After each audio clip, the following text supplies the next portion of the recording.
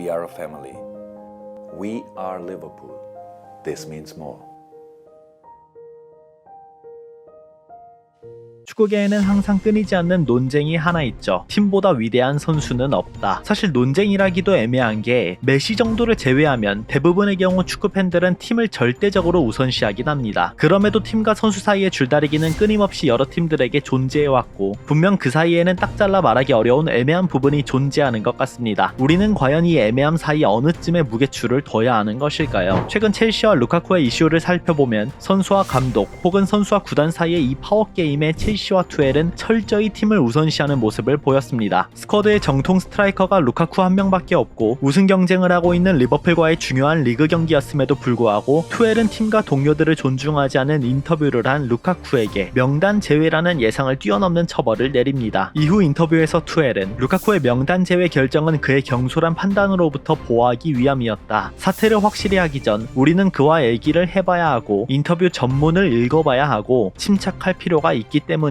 라고 말하며 상황을 그렇게까지 부정적으로 보고 있지는 않다는 태도를 취했죠. 경기가 끝나고 며칠 후 루카쿠와 투엘은 면담을 가진 것으로 보였습니다. 루카쿠가 공식 인터뷰에서 팬들과 동료들, 구단 전체에게 사과를 하고 구단이 그것을 수용하면서 꽤 잡음이 컸던 이 사과는 일단락을 짓습니다. 이후 치러진 토트넘과의 리그컵 경기에서 루카쿠는 바로 스쿼드에 복귀, 스타팅 멤버로 경기를 소화했죠. 이 사건으로 인해 팬들 사이에서는 루카쿠와 계속 함께 가야 하는지에 관한 문제로 꽤 많은 논쟁이 이어졌습니다. 그렇지 않아도 몇몇 팬들은 루카쿠를 톱자원으로 기용했을 때보다 오히려 하베르츠를 썼을 때 경기력이 좋고 더 높은 수준의 에너지 레벨을 보여준다는 말을 하곤 했었는데 이것이 더 불씨를 지핀 것이죠. 대부분의 팬들이 루카쿠 아웃을 외치던 것에서 사과 인터뷰 이후 어느 정도 다시 돌아서긴 했지만 여전히 이 문제는 흥미로워 보입니다. 결론적으로 이 문제에 대한 저의 생각은 루카쿠는 첼시에 여전히 필요한 존재다인데 지금부터 그 이유에 대해 몇 가지 살펴보도록 하겠습니다. 첫 번째, 루카쿠는 191cm에 101kg이라는 정말 말 그대로 어마어마한 피지컬을 보유하고 있습니다. 대개 이런 압도적인 피지컬을 가진 공격 자원의 경우 스피드가 느리거나 유연성의 부족, 기술적인 부분에 있어 아쉬움을 가지고 있어 한정된 역할만 수행할 수 있는 경우가 많은데 루카쿠는 그렇지 않죠. 2021년 선수들의 최고 스프린트 속도를 비교한 자료에서 루카쿠는 전체 7위를 기록했을 정도로 빠른 스피드를 보유하고 있고 체구에 비해 매우 유연하고 기술적인 부분에서도 뛰어난 모습을 보이며 몇몇 장면에서는 과거의 호나우두나 아드리아누를 연상시키게 합니다. 이러한 이유들로 인해서 루카쿠는 인테르에서 좋은 모습을 보일 때 포스트 플레이, 빠른 스피드, 넓은 활동 반경, 드리블이나 찬스 메이킹까지 수행하도록 지시를 받았었죠. 실제로 지난 시즌 루카쿠가 기록한 찬스 메이킹 관련 지표를 프리미어리그 선수들과 비교해보시면 동료에게 슈팅 찬스를 만들어준 지표를 보시면 손흥민, 살라와 흡사한 기록을 보여주며 프리미어리그 상위 10위에 해당하는 훌륭한 기록을 보여주었고 동료에게 득점 찬스를 만들어준 지표에서는 해리 케인과 흡사한 기록이 나왔습니다. 이런 모습들만 보더라도 지난 시즌 루카쿠가 보여준 모습은 상당히 이타적이다라고 볼 수 있다는 것이죠. 프리미어리그 뿐만이 아닌 유럽 탑리그 전체를 보더라도 이런 유형의 공격수는 손에 꼽을 정도일 것 같습니다. 다만 현재 투엘은 첼시에서 다른 유형으로 활용하고 있다는 것이죠. 아무튼 넘어가서 두 번째로 2022년 현재 첼시 스쿼드를 살펴보면 명확하게 공격수라고 분류할 수 있는 자원들이 많지 않습니다. 그마저도 전문 스트라이커로 범위를 좁힌다면 루카쿠가 유일하죠. 하베르츠나 베르너가 톱자리를 볼 수 있긴 하지만 100% 어울리는 최적의 자리라고 하기에는 무리가 있습니다. 지난 시즌 투엘의 첼시에 있어서 가장 골칫거리였었던 부분은 최전방 자원의 부재로 경기 주도권에 비해 상대 페널티 박스 부근에서의 장악력이나 득점력 부분에 있어서 아쉬운 부분을 보여줬다는 점입니다. 분명 유럽 내 대회에서 지속적으로 우승을 노리는 팀이라면 확실하게 전방을 책임져 줄 수 있는 스트라이커 자원은 필수 불가결한 요소들 중 하나라는 생각이 듭니다. 물론 루카쿠가 이번 시즌 아직까지의 이적료나 기대치에 비해 아쉬운 모습을 보이고 있는 것도